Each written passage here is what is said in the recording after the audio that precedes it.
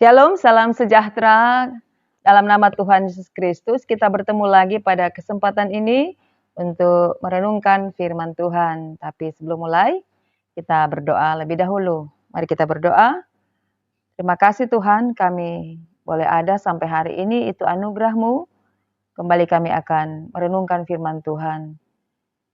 Berkatilah setiap kami, sehingga kami boleh dituntun oleh Roh Kudus, memahami apa yang Tuhan mau maksudkan untuk hidup beriman kami, sehingga dengan membaca dan merenungkan firman Tuhan, kami lebih lagi dipakai oleh Tuhan, kebenaran dan hidup dalam kebenaran. Pakailah hamba-Mu ini dalam menyampaikan firman Allah, dalam nama Yesus kami berdoa. Amin. Mari kita mulai dengan membaca Alkitab, terdapat dalam Kisah Para Rasul 25, ayat 1 sampai 12. Kisah Para Rasul 25 ayat 1 sampai 12. Dengan judul Paulus di hadapan Festus naik banding kepada Kaisar. 3 hari sesudah tiba di provinsi itu, berangkatlah Festus dari Kaisarea ke Yerusalem. Di situ imam-imam kepala dan orang-orang Yahudi yang terkemuka datang menghadap dia dan menyampaikan dakwaan terhadap Paulus. Kepadanya mereka meminta suatu anugerah yang merugikan Paulus, yaitu untuk menyuruh Paulus datang ke Yerusalem, sebab mereka sedang membuat rencana untuk membunuh dia di tengah jalan. Tetapi Festus menjawab bahwa Paulus tetap ditahan di Kaisarea dan bahwa ia sendiri bermaksud untuk segera kembali ke sana. Katanya, "Karena itu baiklah orang-orang yang berwenang di antara kamu turut ke sana bersama-sama dengan aku dan mengajukan dakwaan terhadap dia jika ada kesalahannya." Festus tinggal tidak lebih daripada 8 atau 10 hari di Yerusalem. Sesudah itu ia pulang ke Kaisarea. Pada keesokan harinya, ia mengadakan sidang pengadilan dan menyuruh menghadapkan Paulus. Sesudah Paulus tiba di situ, semua orang Yahudi yang datang dari Yerusalem berdiri mengelilinginya, dan mereka mengemukakan banyak tuduhan berat terhadap dia yang tidak dapat mereka buktikan. Sebaliknya Paulus membela diri, katanya, "Aku sedikit pun tidak bersalah, baik terhadap hukum Taurat orang Yahudi maupun terhadap bait Allah atau terhadap Kaisar." Tetapi Festus yang hendak mengambil hati orang Yahudi menjawab Paulus, katanya, "Apakah engkau bersedia pergi ke Yerusalem supaya engkau dihakimi di sana di hadapanku tentang perkara ini?" Tetapi kata Paulus, "Aku sekarang berdiri di sini di hadapan pengadilan Kaisar, dan di sinilah aku harus dihakimi. Seperti engkau sendiri tahu benar-benar, sedikit pun aku tidak berbuat salah terhadap orang Yahudi. Jadi jika aku benar-benar bersalah dan berbuat sesuatu kejahatan yang setimpal dengan hukuman mati, aku rela mati. Tetapi jika apa yang mereka tuduhkan itu terhadap aku ternyata tidak benar, tidak ada seorang pun yang berhak menyerahkan aku sebagai suatu anugerah kepada mereka. Aku naik banding kepada Kaisar." Setelah berunding dengan anggota-anggota pengadilan, Festus menjawab, "Engkau telah naik banding kepada Kaisar, jadi engkau harus pergi menghadap Kaisar." Demikianlah kita telah membaca Alkitab. Bapak, Ibu, Saudara yang dikasihi Tuhan, tadi kita telah membaca kitab Kisah Para Rasul 25 ayat 1 sampai 12, dan tema untuk minggu ini adalah hidup taat menurut hukum. Hidup taat menurut hukum. Setelah kita membaca firman Tuhan ini, apa yang ada di dalam benak kita? Firman Tuhan ini dimulai, atau perenungan firman Tuhan ini dimulai dengan pertanyaan adalah, bagaimana sikap kita ketika kita berdiri sendiri seorang yang melakukan kebenaran, lalu dituduhkan melakukan kesalahan, dan didakwa, kemudian akan diarahkan untuk diadili. Bagaimana kita bersikap dalam keadaan yang ditekan, ditekan terus-menerus, dan tanpa ada yang berdiri untuk membela diri kita sendiri. Tidak ada. Nah, itulah yang dirasakan oleh Rasul Paulus. Rasul Paulus sebagai seorang yang telah memberi sepenuh hidupnya bagi Tuhan, ketika Tuhan menjumpai dia sebagai seorang yang beragama Yahudi yang taat, ditangkap oleh Tuhan, dan Paulus juga memberi diri dalam pelayanan bagi pekerjaan Tuhan Yesus dengan pekabaran Injil. Nah, bukankah kitab Kisah Para Rasul ini adalah berbicara tentang kisah-kisah dari para rasul yang telah dipenuhi oleh kuasa Roh Allah setelah peristiwa Pentakosta, sehingga mereka begitu meluap-luap dan bersemangat untuk melayani Tuhan, memberitakan Injil sampai ke ujung dunia. Salah satunya adalah Paulus. Nah, kali ini kita mendapati bahwa di dalam kisah ini dimulai dengan Festus. Dia adalah seorang yang menggantikan Felix sebagai gubernur Yudea dengan ibu kota Kaisarea. Sebelumnya masalah atau tuduhan kepada Paulus tentang tuduhan yaitu bahwa Paulus ini menentang hukum Taurat dan bait suci. Tentang masalah ini telah ada ketika Gubernur Felix menjabat sebagai seorang gubernur di Kaisarea, lalu kemudian digantikan oleh Porcius Festus, maka masalah ini terus dilanjutkan untuk diselesaikan dalam pemerintahan Gubernur Porcius Festus. Nah, ternyata yang mendakwa atau yang memberi tuduhan-tuduhan kepada Paulus bahwa Paulus ini bersalah, kalau kita baca di firman Tuhan di pasal 25 ini, ternyata orang-orang yang hari-hari bergaul dengan urusan-urusan agama Yahudi. Mereka disebutkan adalah imam-imam kepala, orang-orang Yahudi yang terkemuka, yang religius, yang terpandang, yang rohani, yang sehari-hari melayani Allah di bait Allah, tetapi justru merekalah orang-orang rohaniawan, orang-orang religius ini yang menuduhkan sesuatu kepada Paulus, dan mereka menginginkan supaya Rasul Paulus ini diadili. Ternyata bukan cuma itu. Bukan cuma supaya dia diadili di Yerusalem, di hadapan Kaisar, tetapi mereka menginginkan bahwa rencana untuk Paulus diadili, disidangkan di Yerusalem, ternyata ada rencana lain, yaitu rencana ayat 3, rencana untuk membunuh Paulus di tengah jalan. Kita bisa bayangkan orang-orang yang beragama tapi punya pikiran-pikiran yang busuk, pikiran-pikiran yang licik untuk menghilangkan nyawa orang oleh karena tidak suka, oleh karena tidak sepaham, oleh karena tidak sependapat. Jadi ujung-ujungnya kematian dari Paulus. Sehingga berbagai cara mereka gunakan dengan cara-cara yang tidak benar tentunya menurut agama.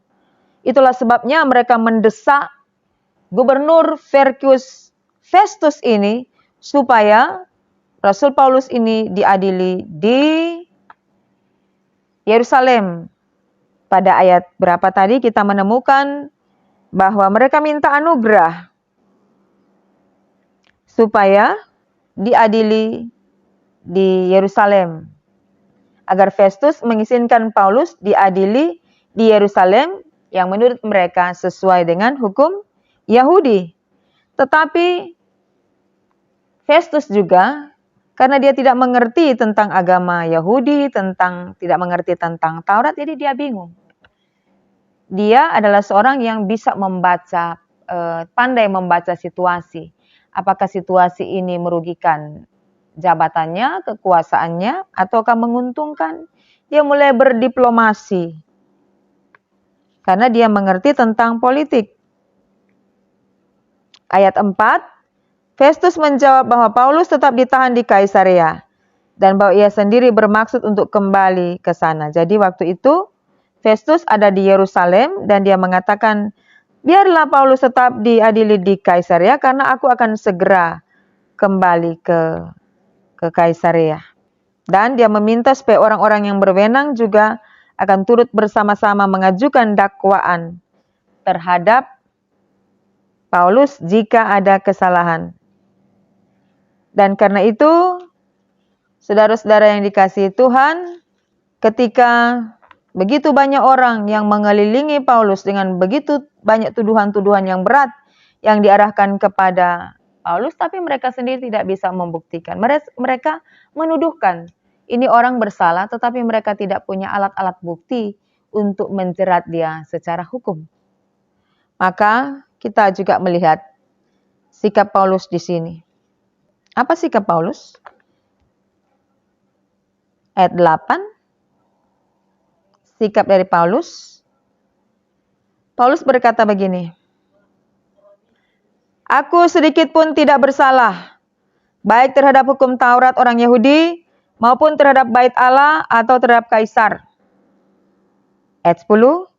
"Aku sekarang berdiri di sini di hadapan pengadilan Kaisar, dan di sinilah aku harus dihakimi, seperti engkau sendiri tahu benar-benar sedikit pun aku tidak berbuat salah terhadap orang Yahudi." Kemudian kita baca ayat 11. "Jadi jika aku benar-benar bersalah dan berbuat sesuatu kejahatan yang setimpal dengan hukuman mati, aku rela mati. Tetapi jika apa yang mereka tuduhkan itu terhadap aku ternyata tidak benar, tidak ada seorang pun yang berhak menyerahkan aku sebagai suatu anugerah kepada mereka. Aku naik banding kepada Kaisar." Ayat 12, setelah berunding dengan anggota-anggota pengadilan, Festus menjawab, "Engkau telah naik banding kepada Kaisar, jadi engkau harus pergi menghadap Kaisar."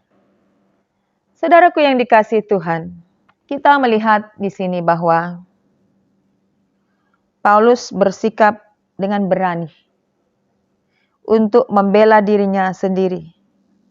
Sebab ia tahu ia tidak berbuat salah. Sehingga ia berani berbicara dengan lantang dan kata-kata yang tegas. Bahwa ia sendiri tidak bersalah terhadap apapun dan terhadap siapapun. Terhadap hukum Taurat orang Yahudi maupun terhadap bait Allah dan juga terhadap Kaisar. Itulah sebabnya dia menegaskan bahwa kalau memang didapati suatu kejahatan yang setimpal dengan apa yang dituduhkan, maka dia bersedia menerima hukuman mati. Tetapi jika apa yang dituduhkan itu ternyata tidak benar, maka tidak boleh ada seorang pun yang berhak menyerahkan dia untuk dibawa, mendapatkan atau didakwa atau diadili. Dan kemudian Paulus naik banding, artinya dia mau tingkatkan ini, mengajukan banding supaya dia mendapatkan kebenaran bahwa dia tidak berhak untuk dihukum mati. Inilah sekelumit kisah yang dihadapi oleh Rasul Paulus di tengah-tengah tokoh-tokoh agama dan pemerintahan yang ada ketika itu, yang tidak bisa mengambil keputusan secara benar dan tepat, maka kebenaran itu sendirilah yang memberi keberanian untuk berdiri dengan tegak, berbicara dengan tepat dan jelas, membela dirinya bahwa memang benar-benar ia tidak bersalah. Kebenaran apa yang membuat ia berani? Itu tadi, karena ia tidak melakukan kesalahan.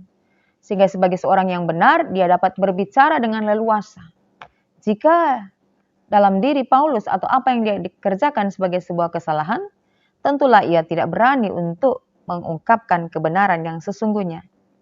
Mari kita perhatikan saudara-saudara bahwa begitu banyak orang yang didakwa atau disidangkan, bisa dikatakan demikian, atau dijatuhkan hukumannya tanpa ia terbukti seseorang yang bersalah. Itu karena ada orang-orang yang tidak menegakkan hukum secara benar dan tepat. Ada orang-orang yang tidak hidup secara hukum yang dibuat, hukum yang mengatur.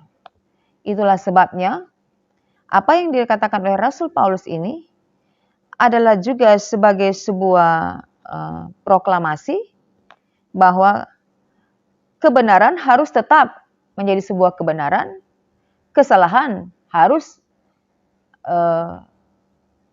kesalahan harus adalah kesalahan jika orang itu terbukti sebagai orang yang membuat kesalahan. Jadi kalau salah dinyatakan salah, itu harus terbukti, tetapi pun kalau benar harus dinyatakan sebagai sebuah kebenaran. Maka Rasul Paulus berdiri sebagai seorang hamba Tuhan yang tidak menyerah pada keadaan, tidak menyerah pada tekanan-tekanan, sekalipun ia dituduhkan hal-hal yang berat yang tidak dilakukannya. Dia berdiri sebagai seorang hamba Tuhan yang takut akan Tuhan, karena dia tahu bahwa kebenaran itu sendirilah yang akan membela dirinya. Maka apa yang kita ambil dari firman Tuhan ini? Ternyata di dunia ini kita akan menemukan banyak orang-orang yang bersikap sudah tahu kebenaran tetapi tidak melakukan kebenaran, bahkan tidak hidup dalam kebenaran. Tidak usah jauh-jauh, orang-orang yang berjubahkan atau berpakaian sebagai orang-orang religius, orang-orang yang bergaul di bait Allah, orang-orang yang tahu tentang hukum Allah, tetapi tidak menjamin orang itu hidup di dalam hukum dan kehendak Allah. Atau orang itu tahu hukum tetapi tidak juga menjamin bahwa mereka hidup dan menegakkan hukum itu sendiri. Pokoknya asal diuntungkan, asal jabatan tidak hilang, maka kebenaran dibelokkan menjadi kesalahan. Dan hukum tidak lagi diterapkan sebagai hukum yang menghukum yang salah dan membenarkan yang benar. Firman Tuhan mengajar kepada kita bahwa kita belajar dari sikap Paulus juga, bahwa berani menyatakan apa yang benar, berani menyatakan apa yang benar, dan berani untuk bersuara tentang kebenaran itu. Dan berbicara dengan hikmat dan beriman walaupun dikelilingi oleh orang-orang yang jahat. Artinya, walaupun hanya seorang diri melakukan kebenaran, ia tidak terkontaminasi dan menjadi takut terhadap orang-orang yang jahat. Justru dengan hikmat dan iman yang dimiliki, itu tidak mematikan semangat untuk menyuarakan kebenaran di tengah-tengah orang-orang yang tidak hidup benar dan di tengah-tengah atau dikelilingi oleh orang-orang yang jahat. Siapakah lagi yang akan berbuat kebenaran? Siapakah lagi yang akan melakukan kebenaran? Jika kita sendiri sebagai orang-orang yang tahu agama, tahu firman Tuhan, tahu kehendak Tuhan, lalu kita sendiri yang hidup tidak taat kepada aturan, tidak taat kepada kebenaran, dan tidak melakukan kebenaran. Apa yang ditampilkan pada firman Tuhan kali ini menunjukkan bahwa atas kepentingan dan keuntungan sendiri, orang-orang yang tahu kebenaran bisa menyimpang dari kebenaran. Asal ada kenyamanan, asal kedudukan tidak lenyap, asal aman-aman saja, padahal sudah tahu kebenaran, tetapi hidupnya tidak menunjukkan kebenaran. Di zaman Rasul Paulus itu sudah terjadi. Apalagi di zaman sekarang ini. Kebenaran bisa diperjualbelikan. Hukum bisa diselewengkan. Maka sesuai dengan tema minggu ini, hidup taat menurut hukum. Hidup taat menurut hukum adalah hanya terjadi bagi orang-orang yang taat kepada Tuhan dengan sungguh-sungguh. Orang-orang yang tidak hanya disebut beragama, mengenal Kristus, tetapi dalam praktek hidupnya menyimpang dari kebenaran. Firman Tuhan mengajar kepada kita supaya kita selalu berpihak pada kebenaran, sekalipun untuk memperjuangkan itu mahal harganya. Artinya bisa mengorbankan keamanan diri kita, bahkan mengorbankan nyawa kita. Tetapi dari kisah para rasul yang berbicara tentang Rasul Paulus, kita belajar bahwa sekalipun ia dalam tekanan-tekanan yang berat, ia tidak menyerah kepada keadaan. Disinilah perlu kita meminta hikmat daripada Tuhan untuk apa yang harus dikerjakan. Tuhan kiranya memberkati kita, menuntun kita untuk menjadi orang-orang yang taat akan hukum dan orang-orang yang melakukan kebenaran di dalam kehidupan kita sebagai orang yang percaya kepada Tuhan Yesus. Tuhan memberkati kita sekalian. Amin. Mari kita berdoa. Bapa, terima kasih banyak karena Engkau berkenan memberi firman untuk kami. Biarlah kami terus belajar, hidup sesuai dengan firman Tuhan. Kami menyuarakan kebenaran, tapi juga hidup dalam kebenaran. Dan Tuhan Yesus dipermuliakan dalam seluruh perbuatan kami. Tidak menyerah pada keadaan, tetapi justru tetap teguh berdiri, karena Tuhan yang akan menolong, menyertai dalam segala hal, dalam segala kesempatan, dan dalam segala kejadian. Dalam nama Tuhan Yesus kami berdoa. Amin.